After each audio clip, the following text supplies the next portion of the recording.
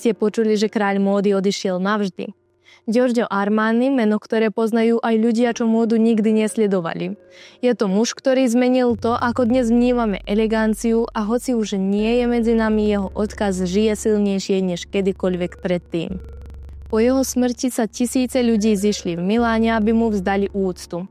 Neboli to len módni kritici a celebrity, ale aj obyčajní ľudia, ktorí sa prišli rozlúčiť s človekom, ktorý dokázal dať móde ľudskú tvár.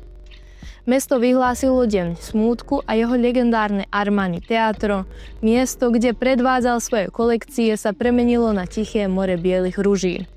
To nebola len rozlúčka s návrhárom, bola to rozlúčka s ikonou, ktorá definovala celé 10 ročia. A čo je fascinujúce, jeho štýl aj teraz rezonuje v trendoch. Na TikToku a medzi mladými sa objavujú pojmy ako quiet luxury alebo corpcore a presne to je Armani. Minimalizmus, čisté línie, neutrálne tóny. To, čo on nastavil pred desiatkami rokov, sa dnes vracia ako vrchol elegancie. A ešte pred jeho smrťou sme mohli na Milan Fashion Weeku vidieť, že bol stále vo forme.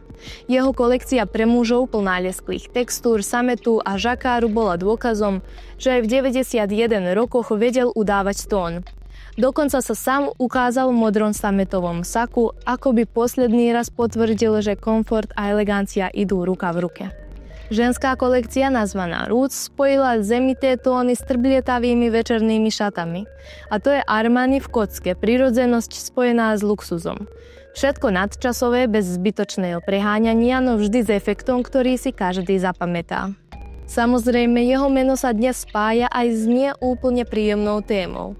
Armaniho firma nedávno dostala pokutu, pretože vraj nebolo všetko úplne fér v ich dodávateľských fabrikách. Značka tieto obvinenia odmietá, chce sa odvolať, ale ukazuje to, že aj také obrovské módne domy musia občas čeliť kritike a niesť zodpovednosť.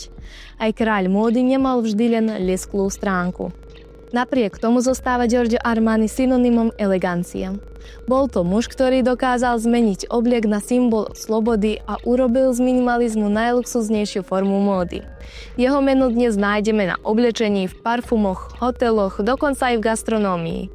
Ale to najdôležitejšie, čo po ňom zostáva, nie sú miliardy, ale filozofia, že elegancia nemusí kričať, aby ju bolo cítiť.